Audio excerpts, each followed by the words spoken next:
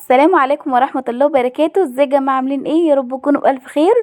النهاردة ان شاء الله بإذن الله هنعمل مع بعض البيتزا الشرقي. زي ما انتم شايفين كده جميلة ازاي. طبعا بتتكلم عن نفسها. شايفين يا جماعة عاملة ازاي؟ تحفة. العجينة بتاعت الفطير تحفة جدا وكمان سهلة قوي. ما خدتش معانا بقى توريق ولا الكلام ده كله، لا. قطعناها وفردناها بطريقة سهلة جدا، هوريها لكم دلوقتي. وشايفين كمان الفطيرة بتاعتي، يعني هي مش هنقدر نقول اللي هي موفرة جدا او يعني مش بسيطة خالص، بس هنقدر نقول ان هي اوفر من بره بكتير. طبعا كلنا عارفين عشان نشتري الحجم ده من بره هنشتريه بكام، لكن لو عملناه في البيت مش هيكلفنا نص اللي احنا هنشتريها من بره. شايفين يا جماعة الجمال بتاعها؟ تحفة. يعني بصوا، مش شكلها بس اللي حلو، لا طعمها كمان احلى من شكلها. طعمها تحفة يا جماعة.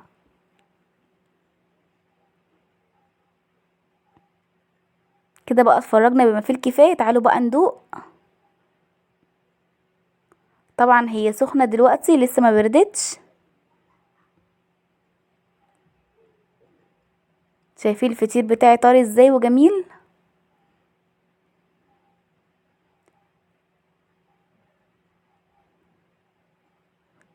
والسوا بتاعها ناكل بقى كده جميلة. بسم الله ما شاء الله، الله اكبر. جربوها يا جماعة وان شاء الله هتدعولي. يلا بينا بقى نشوف عملنا الجمال ده كله ازاي. يلا بينا. اول حاجة زي ما متعودين دايما هنسمي الله ونصلي على رسول الله عليه افضل الصلاة والسلام. هنجيب طاسة ونحط فيها كده مادة دهن. انا هحط عندي هنا زيت، لو انت حابه تستخدمي سمنه او زبده براحتك، بس انا حبيت ان هي يعني ما تكونش تقيله قوي، كفايه السمنه اللي هتكون في الفطير. حطينا كده شويه الزيت، وكمان هحط عليها كده بصلتين كبار ورشه ملح. وهنبدا بقى نقلب البصل دوت لغايه لما يدبل. طبعا انا مش عايزاه ياخد لون خالص، انا عايزاه بس يدبل كده. شوحي بقى في البصل بتاعك كده لغايه لما يدبل معايا.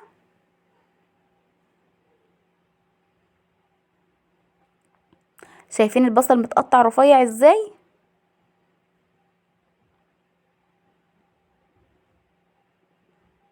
هقلب فيها بقى يا جماعه لغايه لما تدبل، وبعد كده هرجع لكم تاني. كده بقى البصله بتاعتي بعد ما دبلت، شايفين هي ما خدتش لون خالص، بس يا دوبك نزلت الميه بتاعتها وشربتها ودبلت. شايفين بقى انا كان عندي هنا يعني اقل من نص كيلو من البانيه دوت. مش نص كيلو يا جماعه، انا اقل شويه. ورحت مقطعاه بالشكل اللي انتوا شايفينه دوت، ان هو يبقى رفيع خالص كده زي الكبده العصافير. وبعد كده ننزله بقى على شرايح البصل. طبعا البانيه متقطع رفيع والبصل كمان متقطع رفيع خالص. نقلب بقى كده الكلام ده كله كده مع بعض، ونضيف له كمان شويه من الملح تاني وشويه من الشطه وشويه من الفلفل الاسود.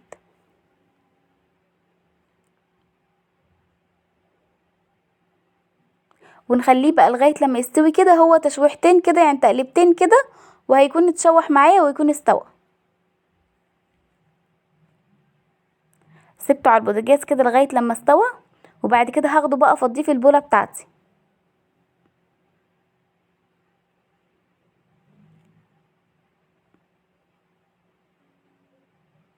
خلاص تمام قوي كده يا جماعة، استوى. هطفي عليه بقى واشيله من على البوتاجاز. تعالوا بقى نعمل عجينة الفطير الشرقي اللي هنعمل بيه البيتزا مع بعض. بصوا يا جماعة، عندي هنا كيلو من الدقيق.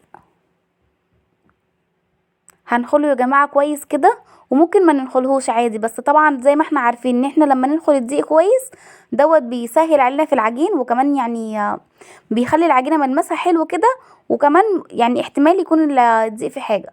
هو الدقيق بتاعي طلع نضيف مفيهوش اي حاجة. بس كده انا اديت شوية هشاشة العجين، يعني خليت العجينة تكون خفيفة معايا. دلوقتي بقى احط لها كمان 3 معالق من السكر. حابة تقللي السكر براحتك، بس 3 معالق عشان يطعموا العجينة يبقى طعمها حلو. ورشة من الملح. كيلو دي دوت يا جماعه هياخد معايا قد ايه ميه؟ هياخد من كوبايتين لكوبايتين ونص. انا هعجن كده ميه بالتدريج، مش هحط الميه كلها مره واحده، عشان نعرف الدقيق دوت هياخد معايا قد ايه. انا كده بدات بكوبايه ونص ومخليه كوبايه جنبي. قلبي بقى الكلام ده كله كده مع بعض. طبعا المعلقه مش هتنفع، لازم نستخدم ايدينا. ونبدا بقى نعجن ونلم العجينه كويس. هعجنها بقى انا مع نفسي كده كويس قوي، وبعد كده هرجع اقول لكم هي خدت ميه معايا قد ايه.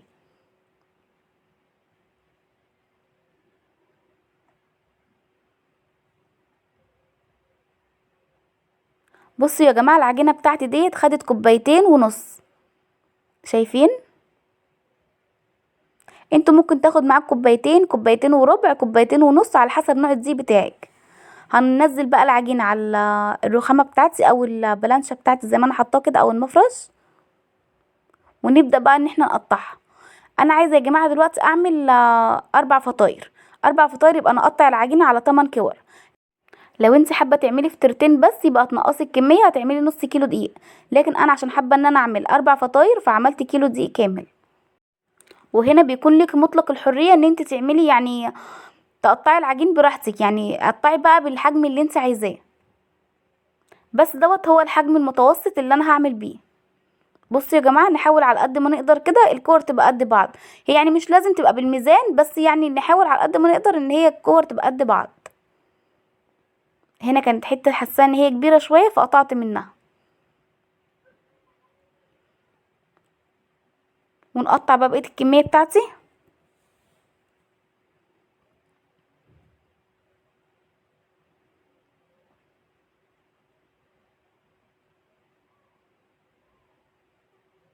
بصوا يا جماعه على قد ما قدرت حاولت اخلي الكور قد بعض. في واحده هنا كبيره بس مش مهم. ندهن بقى العجين بتاعي ده كله كده بالزيت عشان بس وشه ما يشققش معايا. وهبدأ بقى ان انا اغطيه باي كيس. هسيب العجينه بقى كده لغايه لما ترتاح واكون انا حضرت الحشو معايا. عندي هنا طماطم وفلفل قطعتهم مكعبات بالشكل اللي انتوا شايفينه دوت. طبعا مكعبات صغيره مش كبيره. وكمان هنجيب الحشوه بتاعتي وادي الفلفل وادي الطماطم وادي الزيتون الاخضر والزيتون الاسمر دوت يا جماعه الحشو اللي انا هحشي بيه البيتزا. لو انت طبعا حابه تغيري اي حاجه في الحشو دوت براحتك خالص. لو انت حابه تخليها خضار بس برضو براحتك، حابه تخليها جبن برضو براحتك. الحشو ده هيبقى بتاعك انت. انا اهم حاجه عندي العجينه ان هي تطلع مظبوطه بالشكل اللي انت شفتيه او لسه هتشوفيه. هتجيب بقى العجينه كده ونفردها مع بعض. طبعا بايدينا مش محتاجه نشبها ولا اي حاجه خالص. طبعا كل ما العجينه ارتاحت كل ما اتفردت معاكي بسهوله خالص. بصوا بقى طريقه التقطيع ديت يا جماعه اسهل طريقه. يعني في طرق كتير ممكن اصلا ما تقطعيش العجينه كده زي ما انا عملت، ممكن تلميها على طول. بس دي اسهل طريقه. وكمان بتخلي الفطير بتاعي مورق جدا. بصوا بقى عملت الكميه كلها بنفس الطريقه اللي انتوا شفتوها كده. وركنت الكور دي كلها تاني على جنب. نجيب بقى اول عجينه احنا فردناها ونبدا ان احنا نحطها في الصينيه بالشكل دوت. طبعا هي ما ارتاحتش كفايه عشان كده ما اتفردتش معايا بسهوله. بصوا بقى فردناها. عايزه اوريكم ان السمك بتاعها خفيف جدا مش تخينه خالص. وبعدين بقى هبدا ان انا احط الحشو معايا. اول حاجه احط الطماطم. بعد كده الفلفل. بعد كده بعد كده حشو الفراخ اللي احنا عملناه بالبصل.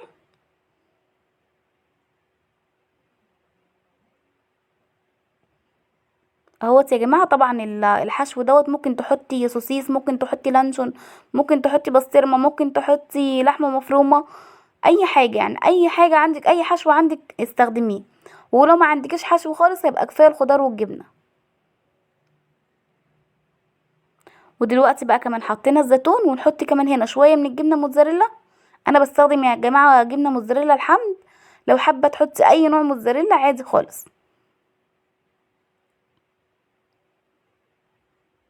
وبعدين بقى نجيب الطبقه التانية من الفطيره. طبعا انا فردتها اهيت وهنروح حاطينها بالشكل دوت. نقفل بقى العجينه كويس جدا من الاطراف وبعد كده نروح دايسين عليها بالشكل اللي انت شايفاه دوت. طبعا لما بدوس عليها كده بتتفرد اكتر وبتبقى رقيقه اكتر. شايفين؟ هدوسها بايدي كده وبعد كده هجيب عندي هنا بقى بيضايه.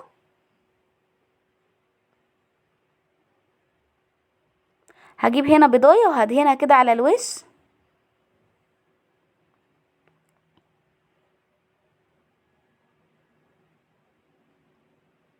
هدهن بقى وش الفطير كده كله بالبيض.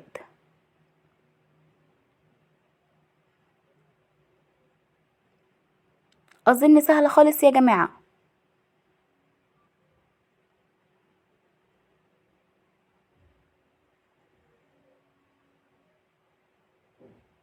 وبعدين بقى هبدأ ان انا احط شوية كده من الخضار، شوية من الفلفل وشوية من الطماطم، وهدخلها بقى الفرن. هندخلها الفرن قد ايه؟ لغاية لما نحس ان الفطيرة عندي استوت. طبعا الفرن على اعلى درجة حرارة، شغالة من تحت بس، من فوق لا. هدخلها الفرن لغايه لما احس ان هي كده دخلت في السوا او قربت تستوي، يعني ما تكونش خدت اللون كله، تكون بس قربت تستوي كده، يا دوبك بدات ان هي تاخد لون بسيط. واطلعها احط عليها الزيتون والموتزاريلا. طبعا على ما دي تخلص في الفرن او تكون كده قربت تستوي، هروح انا فارده الفطيره التانية ومجهزاها معايا. هحط لها برضو نفس الحشو، جبنه وطماطم وحشو الفراخ والزيتون والموتزاريلا. اظن سهله خالص يا جماعه، محدش يقول ان هي صعبة وبيتكلف ومش عارف ايه، لا. انت ممكن تسهليها على نفسك خالص. لو حاسه ان هي بتكلف، ما تحطيش فيها اي لحوم خالص، كفايه ان انت تعمليها بخضار وبس. اهم حاجه تحطي لها شويه جبنه موتزاريلا او ميكس جبن، هتبقى تحفه.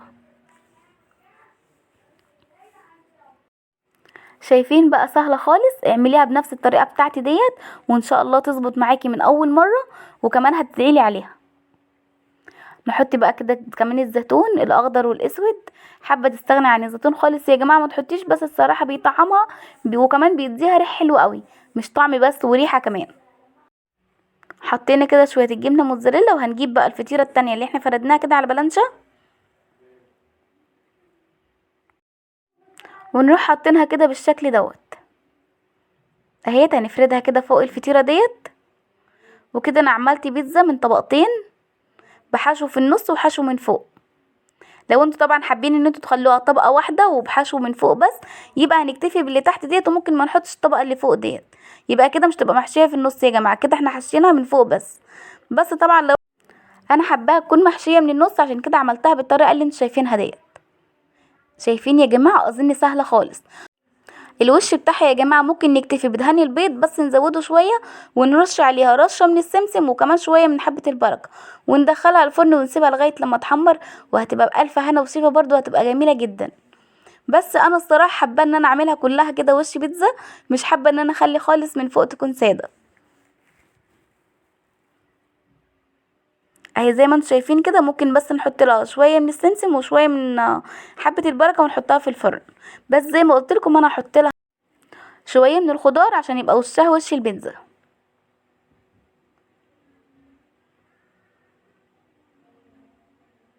كده خلاص انا جهزت ديت. التانية بقى هنروح نشوفها كده في الفرن.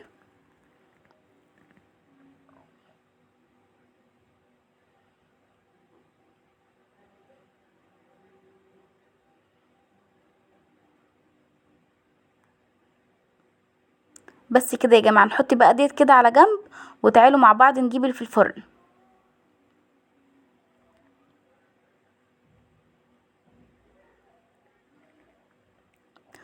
بصوا بقى في الفرن ديت، شايفين بقى؟ ده اللون اللي انا بقول لكم عليه، تكون دخلت في السوا وادت لون بسيط، بس لسه ما خدتش اللون بتاعها اللي انا عايزاه. شايفين؟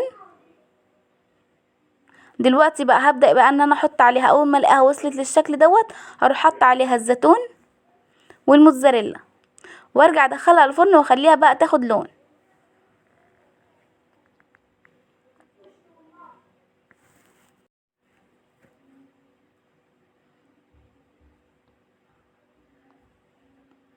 حطيت بقى كده زيتون وموتزاريلا، وهرجعها الفرن تاني تاخد بقى اللون. طبعا برضو ما نشغلش عليها الشوايه، نخليها تاخد لون على على نار الفرن من تحت. بس طبعا الصينيه بتاعتي في النص مش من تحت، عشان هي كده محمرتش التحمير الكامل بتاعها كمان من تحت. لو شغلنا الشوايه يعني هتحمر من فوق ومن تحت، لا لا، انا عايزاها تكمل بقى سوا وتاخد لون كده على مهلها، والموتزاريلا بتاعتها تسيح وتاخد لون.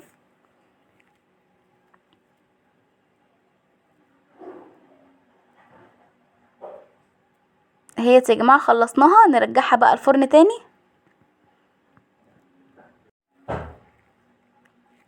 شايفين بقى الجمال؟ زي بتاعت بره ولا احلى كمان؟ محدش يقول ان هي زي بتاعت بره، لا دي احلى. دي بقى لو اشتريناها هنشتريناها بكام؟ احسبيها بقى هتكلف عليكي كام، وشوفي هتشتريها من بره بكام. وانت هتطلعي كسبانه مش خسرانه. تعالوا كمان نقطعها التقطيعه كده بتاعت المحلات، اللي هي بتبقى مربعات عشان تقطعيها مربعات متساويه استخدمي المخرطه زي ما انا هعمل كده.